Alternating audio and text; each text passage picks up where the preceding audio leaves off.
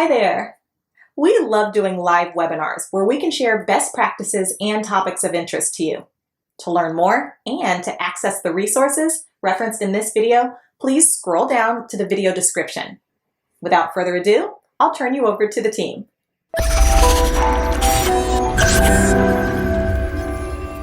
Best practices for the state of Georgia and how we can, really kind of prepare to do a great job on the Medicaid programs in Georgia. And it turns out that there's a lot of tricky things in the state of Georgia, just because we have different programs, the GAP program, the SOURCE program, FSC, and various things like that. So this is going to be very hands-on. We're just going to show how we've been working with Georgia customers to solve some of these problems. And we'll take you through that in detail. So just a few things about the GoToWebinar that we're using right now is that, this is a kind of setup where you could hear me, but you can't speak, but there is a place where you could, put in questions, and my co-organizer, Sarah, is on the line, and she's going to be looking at those questions as they come in. And I think what we'll, in general try to do is go through the flow of the webinar, and we'll definitely address questions at the end. But if there is anything that you're not seeing, or if you're having any trouble, put that in there, and Sarah will be monitoring and will help you out. So with that, the agenda for today is going to be just a welcome to the community, and we'll jump into our main topic, and then we'll do some QA and thank you at the end. So with that, let's proceed. Okay, so just if you haven't been on an ANCODA webinar before, we really, for us, 2020 is the year of community. I mean, we're all suffering through COVID-19 together, and we just have the philosophy, even though we're a software company, that that we really need to support each other in the community. And we, of course, want to be your software vendor, but even if you have other software and that kind of thing, we just want to learn together and work through these different challenges. So when we do a community event like this, it's set up in a manner where everybody's welcome. Doesn't matter if you use our software or not. We're just here to facilitate, and we'll provide just a little bit of a presentation today, and then we'll kind of open it up for questions. And by the way, if you do have ideas for future webinars or things that you find tricky that we don't cover today, we will be happy to address those. The other thing is that we have this idea of community, and we're trying to, help it in many ways. So Sarah, again, who's on the line, has created a separate website, deliberately separate from our ancoda.com website, which is called ahomecarecommunity.com. And this is a place where, we're trying to share any learning events that we hear about, not only that we're presenting, but also, others in the industry and things like that, and events. And it also has a chat forum. So we don't have a lot of people in our Georgia chat forum. As a matter of fact, I'm not sure if we have a Georgia chat forum established, but I bet that just by me saying that, if it's not the case, that Sarah will have it ready in a few minutes. But, bottom line is, if we can help you be successful with the Medicaid program in Georgia, we'd really like to do that. And so welcome to the community, especially if it's your first time. All right, so let's kind of get into the meat of today's presentation. And so we're gonna, kind of talk about what's our goal. And then we'll talk about a couple of these specific challenges. So one is, in the GAP program, they have different units in each month. And then in the FSC program, there's a need for outside case managers to be able to oversee what's going on. And, how do you do that with your software?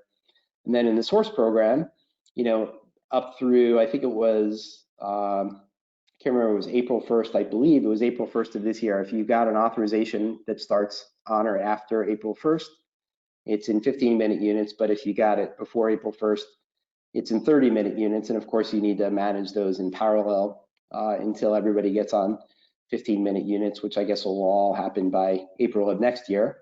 And then, of course, the big subject on all of our minds, electronic visit verification, which is affecting not only Georgia, but all of the 50 states at this time. And then we'll move into QA. All right, so let's kind of keep going and focus on the goal. And a lot of times when somebody comes into one of our webinars and we get to the goal page, they're expecting us to say, oh, your goal is you need to do EVV, or you need to do, this technical thing or that technical thing with your software. And really, that's not the goal at all. I mean, the goal is for you to deliver the best possible care. But the kind of sub goal is that you need to make sure that you'll get paid so that you can keep focusing on goal number one.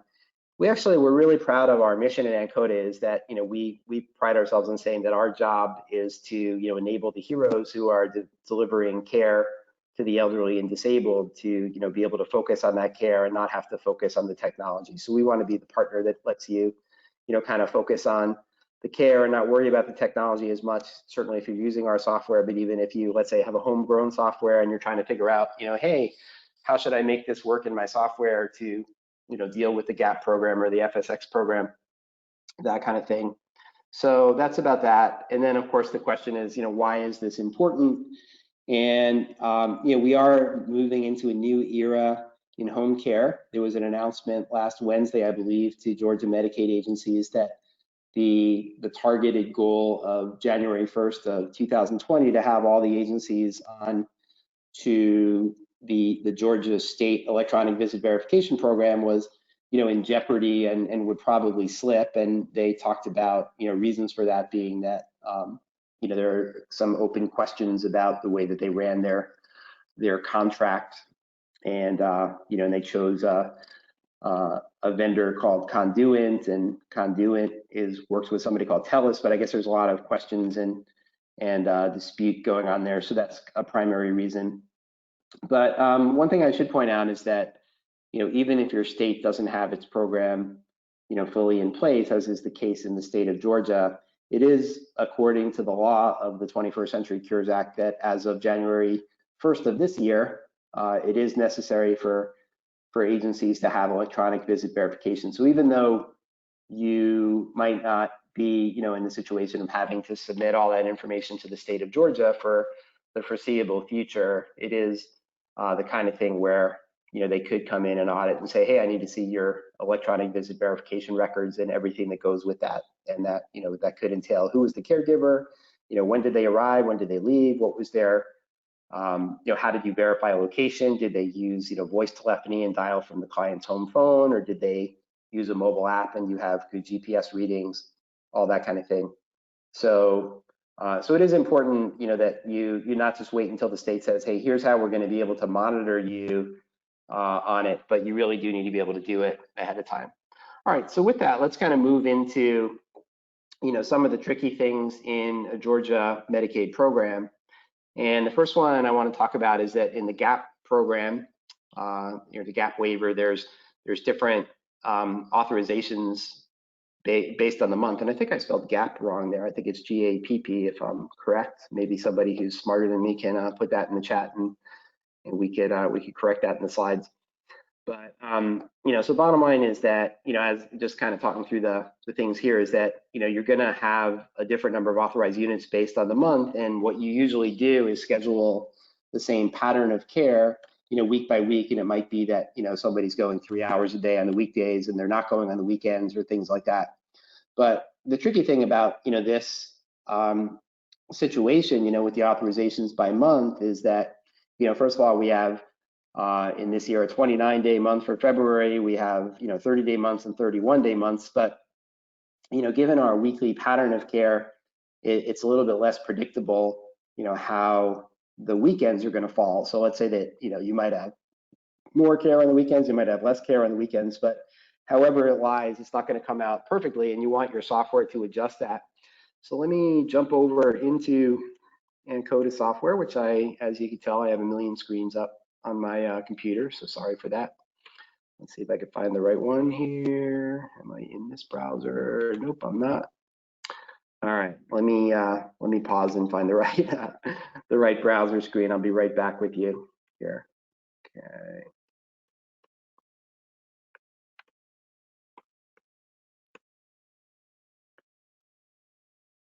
Okay, perfect. I think I'm in a place where I can share my screen again. All right, so here we go. So what I've done is I've just gone into a Georgia demo environment here, and if you can kind of see, I mean, I'm starting in a place where we have a schedule board And the schedule board in this case is showing, hey, I have 817 hours scheduled this week. I've finished this many so far. I have one person on site right now. So you kind of get that summary, but then you get the detail down here. And this particular schedule board is looking at the information organized by caregivers. So these are my caregivers on the left. You see we have some very famous caregivers in our demo environment here. So we've gone with actors and actresses as our caregivers. So we have Johnny Depp and Cameron Diaz and all these people. And so somebody in the GAP program, they would have a PCA service and that type of thing. And and as you see here, like this person, Georgia O'Keefe, has service on Mondays through Fridays, and in general it looks like it's 10 to 6. But again, like as I was saying, there's no visit scheduled for them on the weekends. And so that kind of makes it tricky from a scheduling perspective. And it looks like this visit, just to explain the colors, this person has arrived for the day, and and the caregiver arrived, looks like 5 minutes early at 9:55. So that's kind of everything going on there. And then we have a little legend of what's going on. All right, so let's take one of our, let's take one of our, GAP program PCA clients and look at how we deal with this situation of the different numbers of units per month. So what I'm going to do is I'm going to open this in a different tab. It's a little trick that we train our customers that use Ancoda. And I'm going to go into this screen that's called Authorized Service Warnings. And so just to kind of exemplify the case, I'm going to look at a client who is looks like our clients are mostly artists here. So I'm going to take Jackson Pollock, and we're going to look at what's going on for them for the month of July. And if I look at this here, it's going to say, all right, well, Jackson has some RN visits that are scheduled or authorized, but they also have their monthly allocation of PCA units. And for the month of July, which is a 31-day month, it has 708 units. And it looks like, just based on the way that we schedule, that we're a little bit over. We're actually 6 units over. So we have 708 units authorized. We have 714 are actually scheduled. And as we know, Medicaid units are a lot like the Price is Right. You could hit the number of units, but you can't go over, or else you don't get paid for those. So you want to solve that. Now let's look just by contrast at the month of August, which is also a 31-day month. And we're going to see a little bit of a different picture here. Okay, so even though we have a different 31-day month, just because of the way the weekends fall, so here we're only at 98% of our units. We have 8 units left over. All right, so the way that we have worked to handle that in our system is we really feel, again, our philosophy being that the agency should focus on the care and not worry about the tech, is we actually have something that'll do this automatically. But I'm going to select this here, and I'm going to say, hey, what should I do? And here you see there's a recommendation. It says, why don't we increase 8 of the visits in the month by 15 minutes each? And I'm going to push this button that's called titration. And what that essentially does is that's going to go ahead and implement that recommendation. So here, what it did was in the month of August, we only had 700 units scheduled, and we had 8 left over. So it added 15 minutes to, the way it works is the first 8 visits of the month, or if we are running it in the middle of the month, the first or the next 8 minutes, or the next 8 visits of the month, and it applied those extra units to those visits. So we're fully scheduled because, like I said, it's the Price is Right. You want to hit it without going over, and that's of course best for your agency and your caregiver, as well as maximizing the care for your client. But let's go back to July, and we'll look at that one again. And here was a case where we were over, and now it's going to say that the recommendation is we have to take 15 minutes off of 6 visits. And again, that same function will do that for us. So we're now at a little bit over 100.85%. And by doing that, now we're back to 100%. So that's kind of how that goes. Now, you might say, well, geez, I have a lot of clients and all that kind of thing. I don't want to go and have, even though the system kind of helps me with it, I don't want to have to go and do this. And the way that it actually works, and the reason that I went out to July and August, is that we have something that we set up for you behind the scenes that'll take care of this for you. And it looks at, this month and next month, and it, so it kind of manages that for you. So in this case, it would have already solved the situation for June. And now I'm looking out to July and August. But once you get into the month of June, it's going to be looking at what you have authorized and scheduled for July, and it'll do that automatically for you. So we call that titration, which is actually a term that comes from chemistry, but you don't have to worry about that. But the bottom line is, again, from the agency management perspective, is that you want to deliver as many units as you're authorized, but not go over, and that's what this function is all about. So let me jump back and finally get back to our slides, and then we'll go to the next item that makes things tricky for the state of Georgia. And so the FSC program is kind of more of a consumer-directed program. And as compared to here, if I go back to the schedule board and I see all these nicely scheduled visits for my clients in the FSC program, the program is directed by the consumer themselves, and they, and the caregivers clock in when as directed, by that consumer and that sort of thing. And for that reason, oversight is needed, and so that's kind of how that goes. All right, so what we could do in the ANCODA system, and there's a bunch of little settings to do that, and let me just kind of explain it here, is that we could set up a case management company to be able to log into ANCODA.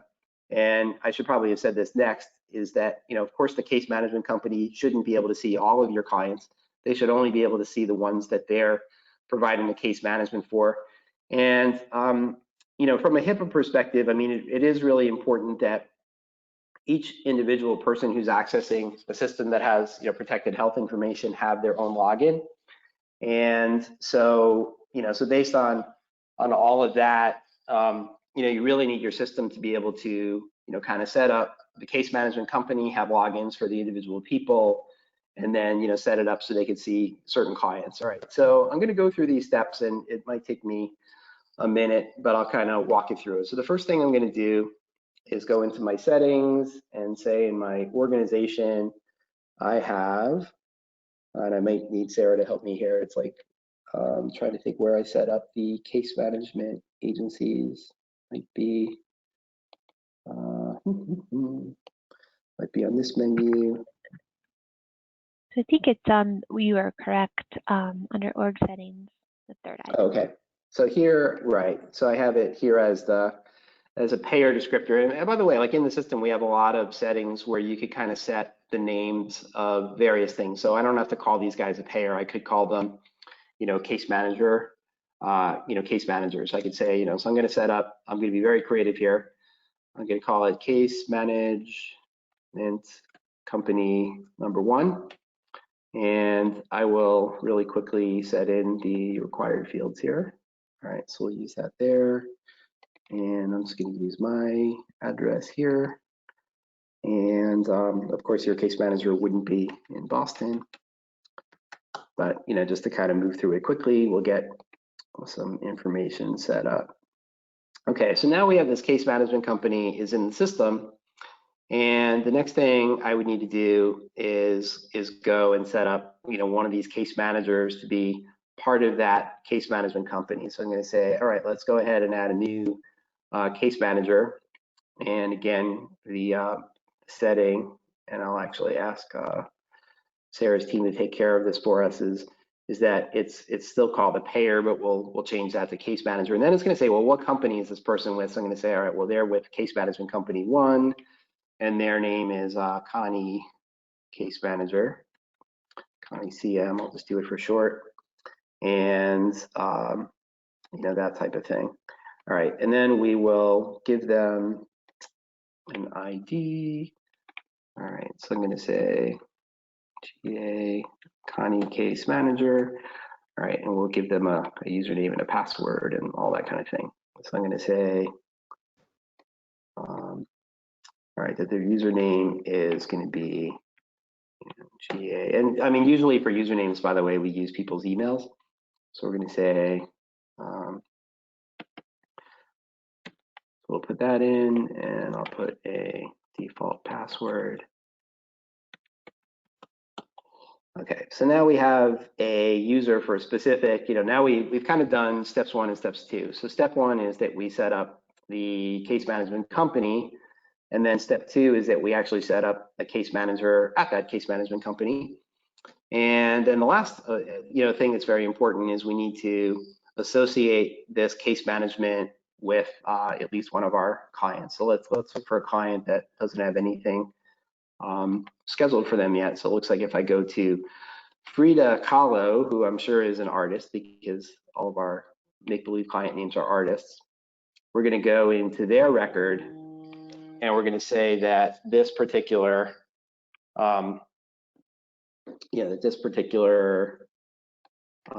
client is set up with this case management company. All right, so that's kind of the trifecta, right? So now we have, we have one client associated with that case management company, we have one case manager at that company, and we have the company itself, and that sort of thing. So then if I go into, a totally different browser, let's go into one here, and we go into our system, and I say now that I want to sign in as CCM for kind of the case manager. All right, so then I have them sign in. It's probably gonna make me change my password. That's what it should be defaulted to do. Great.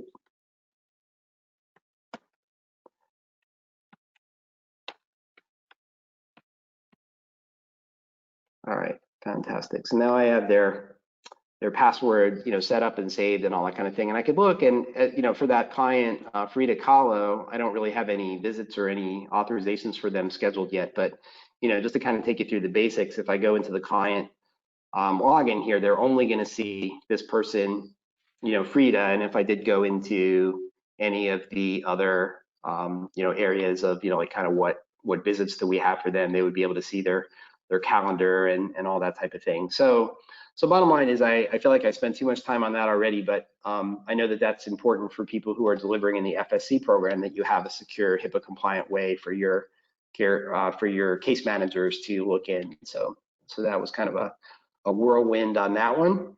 All right, so with that, let me move on to the next one. And the next one is that we have this program called the SOURCE program. And SOURCE, it's kind of interesting. I would say we work in a lot of different states that in Medicaid, it's usually 15-minute units of care. But some of the older programs and actually some VA programs, Veterans Administration, have had 30-minute units. And so it looks like kind of SOURCE is sort of getting in line, and they've said, hey, we've historically always authorized you for 30-minute units. But now starting from this point forward, we're going to start authorizing you for 15-minute units. I'm pretty sure, as I said in the earlier part, that went into effect on April 1st of 2020. So let's say that you need to kind of deal with both, and let's kind of go through that situation now. So I'm going to start again by, let's go back to this. This particular board is a listing of the clients. Let's find somebody else who doesn't have something scheduled. All right, so we'll go into Paul Cezanne, and I think I might have just put an authorization in for Paul, but I will check that in a second. So we go into Paul Cezanne's record, and we look at what's authorized for Paul. And we see that we have, okay, we don't have something authorized for Paul. Okay, so here, like, let's say that this person's, authorization is from beginning of January through the end of December of this year. So let's jump out to, to the end of the year, and that they, given that they had this authorization prior to when things switched over, we'll just say that we're going to be in the source waiver program, that I need to know right here that they have an authorization for, let's say, PSSX service, but it's based on the 30-minute units. And then down here, like behind the scenes, we know that this visit type PSSX with the 30-minute unit, has is based on 30-minute, kind of units, and let's say they're going to be 7 days a week, and we'll give them a weekly authorization of, all right, let me just do some math in my head. It's gonna be 2 hours a day. That would be 8 units a day times 7 days a week. That would be like 56 units. So let's say that they gave us 56 units a week for this person. Then, that would kind of come up. Oh, I guess I did it somehow backwards, but oh, okay. So yeah, I actually did it wrong in my head. So I was doing the math based on 15-minute units. Here it's saying if you have 56 units per week and they're 30-minute units, that's actually 4 hours a day as opposed to normal units. So here is kind of how that would go. And I've saved that authorization.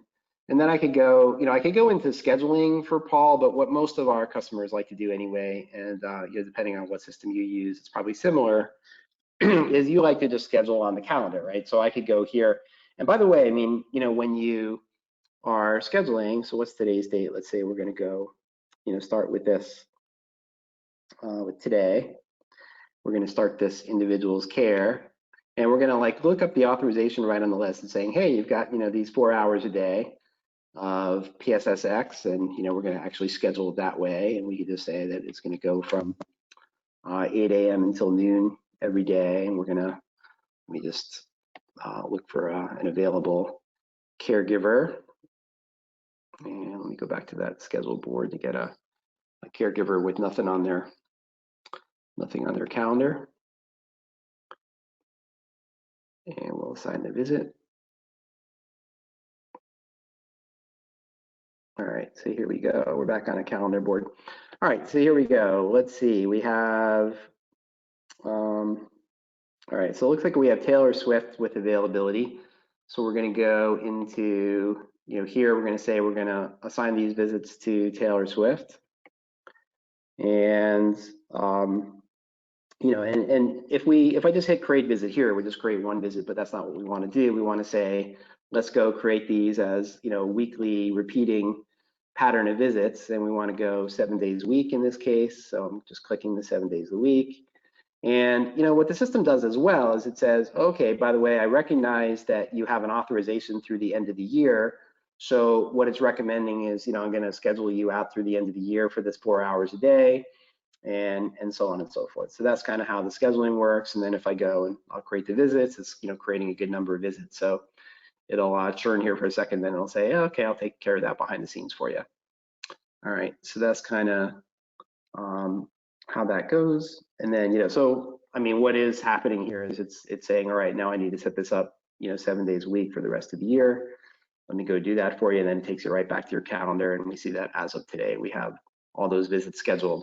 All right, so I won't take you through all of that for a different client, but let's just go and we'll find somebody else who might have, might need PSSX service, kind of starting and, kind of later in the year. By the way, I'm going to just refresh this screen here so we see the visits pop in for Paul Cezanne starting from today. So there they are. Okay.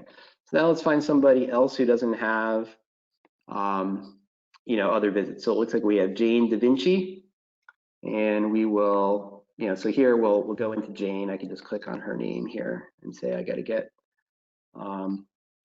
Jane set up. All right, so it's going to bring her up into a new tab. And in this case, I'm going to say that, we need to do an authorization for PSSX that just went into effect, let's say, in May. So in this case, I'm going to use the setting for the 15-minute units. So here I'm going to say, all right, so this went into effect May 1st. And, just to keep things simple, I'll just say that it goes only for a month this time. All right, instead of going all the way out through next year.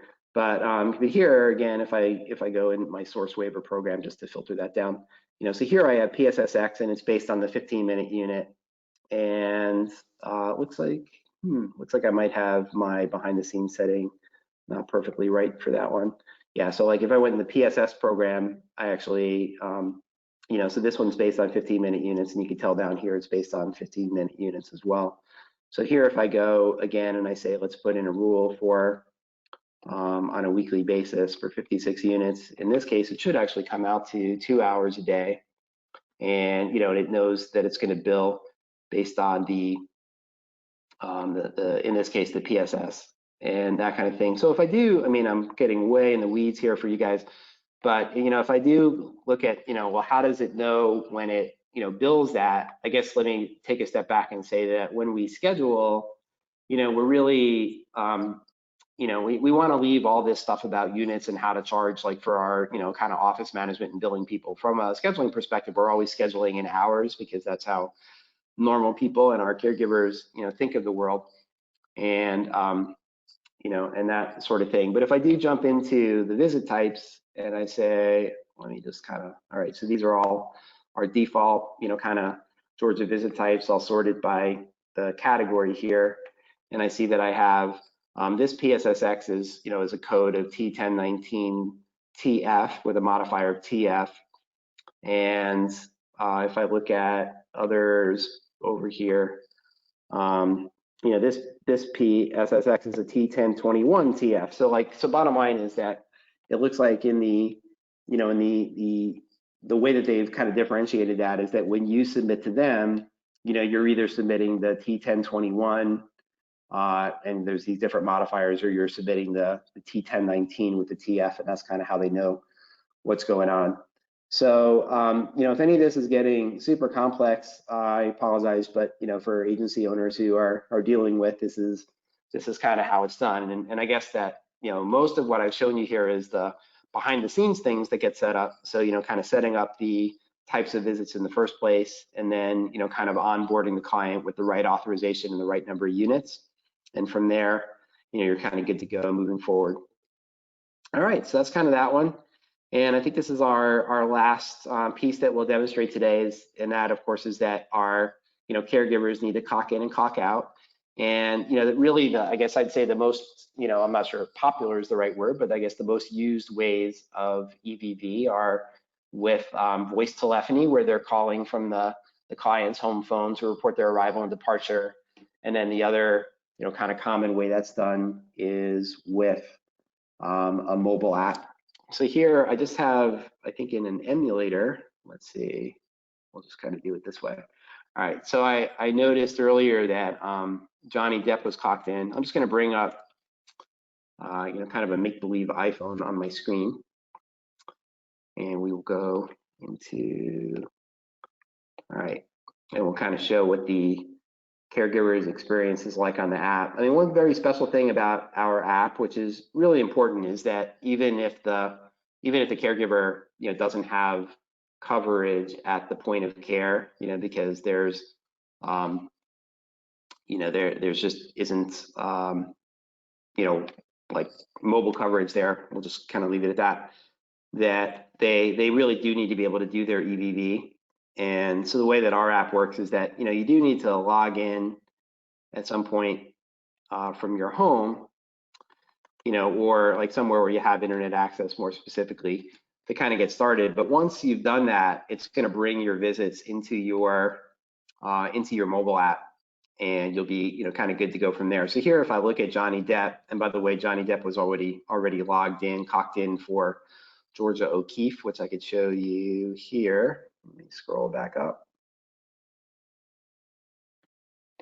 All right, so here we see this this blue color indicating that this visit's arrived. They got there at 9:55 and that sort of thing. On the mobile app, what in this case Johnny Depp, the caregiver, would see is they can see the details, they could dial the phone number, they could get the directions.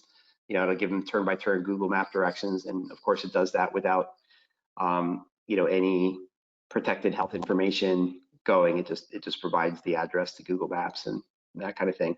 But then if I kind of go from there, I could report my my tasks. And by the way, I mean, here we see a little bit more spinning. This is a little way we have of showing the mobile app on our just kind of on our phones, or I'm sorry, on a computer instead of on a real phone. But like these are apps that you would grab in either the Apple Store or the Google Play Store for Android to grab your app. So here it says I've been there for 2 hours and 39 minutes so far. I'm confirming my departure, saying, well, wait a second, you're supposed to be there until almost 7 o'clock p.m. today, 6:55, based on your arrival time. Are you sure you don't want to stay there for another 6 hours and 20 minutes? But for now, just for demo purposes, I'm going to go ahead and say that we're continuing.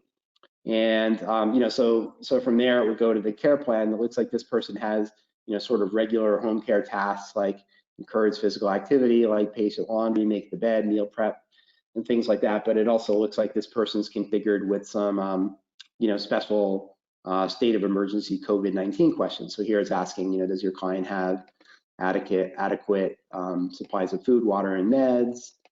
Are they experiencing anything that makes you worry about them? And do they know when they should call 911? Blah blah blah. And so we'll answer those questions. Then we'll go on to answer the ones about the care. So yes, we did the encouraging physical activity. Maybe the laundry wasn't needed today, but we did make the bed and we did prepare the meals. Let's just see if we have any more. Oops. All right. And we should be good to go. All right. So then on this one, like we do have, oh, there was one more question down there. All right, so then, the fluids question. So we've answered all of our questions and then we move on. And, this is all configurable, but, if you need, if you desire for your clients to sign, they could do that. And then you could have your caregiver sign as well. But if you don't need those, then those could be unconfigured. And then you also have an ability to, put any notes about your visit or take a photo.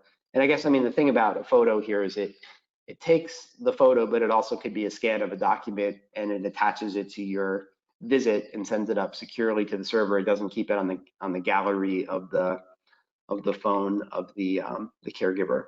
And that's kind of that. So all right, so now I'm submitting my visit and we're good to go. And at this point, if I go back to my home screen, I don't have any more visits for today, but that's kind of how it works for the caregiver on the mobile app. I guess just for completeness purposes, we'll go back and if I refresh the screen here, we're going to see that this blue visit is now going to change to this darker shade of green that indicates that the visit is in fact completed. But it has this red magnifying glass on it, and that says, hey, something wasn't quite as we expected. And so first of all, it's a good practice to make sure the hours and the times and the EVV information is right anyway. But when you get into the formal EVV submission, you're going to need to be able to, kind of look at this. So here it says it was scheduled for 9 hours. They were there for 2 hours and 42 minutes. We're able to bill for 2 hours and 30 minutes. And, however your billing and payroll rules. And then it kind of keeps track of everything that was done, the COVID questions, the laundry wasn't needed, but I did everything else. But here it's kind of saying that, my locations were off because I didn't have an accurate GPS here and things like that. So I could go ahead and, ultimately, when you approve your visit, when we get into the final EVV, there will probably be, call it official state sanctioned list of reasons for the visit to be approved. And those reasons will come with certain codes. And then when we submit your claim with the EVV attribution to the state, it'll have those codes in there. And that's kind of how that goes. So you could say, all right, well, the smartphone wasn't functional, but it's okay, but I'm going to go ahead and approve it for billing and payroll. All right, it's a little bonus there. That's how, kind of visit approval works, and you keep all your records for EVV. And, and if I do refresh now, it's going to say this is approved, and my white magnifying glasses or my red magnifying glass is going to go away and be replaced by a white one, which means I'm good to go for billing and payroll. And as you see here, and that's kind of that. All right, but let me just kind of jump back to where we were in our agenda. We're kind of toward the end. And, the reality is, again, that Georgia announced they're going to be late, but, as an agency, you should be getting ready and getting on board. So I kind of made that point earlier, so I won't dwell on it. And with that, let me turn it over to Sarah and see what questions we have from the community. Thank you, Ken. We have a couple questions here to start us off with. The first one is, do you know how Georgia will be requiring us to submit claims and EVV information? Yeah, it's a great question. I can't say that I do. So interestingly, it was kind of pre-announced that Conduent was going to be the provider, and that Conduent was going to work with a company called TELUS for submitting claims. And we work with TELUS in Virginia and Florida and Kentucky and soon to be Nebraska. And that type of thing. So if that were to be the case, I'd be able to tell you in a lot of detail how the claims are submitted, but it does seem, based on the announcement that was made to the agencies last Wednesday, that that's a little bit up in the air. So unfortunately, I can't give a real detailed question. But having said that, I mean, the way I walked you through it, where really you get that flow. You put in your authorization, you put in your schedule to match your authorization, and then you check things at the end. And if there's something wrong, you kind of explain what the reasons were. Then you're kind of good to go. And that's how it'll flow. And whether it turns out to be with TELUS and Conduent or somebody else, it'll be similar to that. And we'll, of course, be ready for it. What else do we have, Sarah? All right, great. Thank you for that. The next question is, what is the pricing for the system? Okay. Yeah, so I'm glad that somebody asked that and has that interest. So we actually price based on how many active, clients you have on the system. And it's a monthly fee per client per month. And, then like for bigger agencies, there's discounts as you get, kind of big. But I guess our starting price is there's a $99 solution, and it includes everything that I've shown today. And, and I think that covers you for up to 10 clients. So, kind of do the math there. It's $10 per client for the starter kit. But then if you are, kind of growing bigger, then some discounts kick into play, and it's, a price per client per month. All right, perfect. Thank you. And then I think we just have one more right now. Okay. So how long does it take to go live on the system? I should push that question back to Sarah. So Sarah is our Chief Operating Officer, and she runs our implementation team. And so it is kind of a tricky question to answer, because, we have some of our agencies, go live, they kind of do a kickoff. And I think our record is we've had an agency go live in 3 days. Having said that, the average for small agencies is a number of weeks, and and we recommend that agencies kind of get things set up and they try it out, and maybe choose your best caregiver or two and have them try it out. So I would say for a smaller agency, the average is right around a month, and then for bigger agencies that might want something to be customized in the system or that kind of thing, it could take longer. So maybe on average more like 2 months, but that's what I would guess. Does that seem consistent with what you would say, Sarah? Yeah, I think that is consistent. And as you said, we can do it quickly as with active participation, but it is good to shoot for about a month. Perfect. All right. So, and that, I think you said that was the last question? Yeah, that's all the questions we have right now. Fantastic. All right. So just, we're here to provide information, but if you need a software vendor, we'd love to be your software vendor. And here's a couple ways of reaching us. And, by the way, you can also reach us with any other, questions we can help you with. But, it's 8444-ANCODA, and the number's spelled out here. Or you can email sales@ancoda.com. And, and I mentioned this earlier, but, we are really focused on, kind of helping the whole community to succeed. And so we've developed a site called homecarecommunity.com. Do you want to share anything else about a home care community, sir? No, not necessarily. As you said, homecarecommunity.com website there. We do have the Georgia discussions started. So if there's anything that you would like to bring to the table there, we'd love to keep those conversations moving. Fantastic.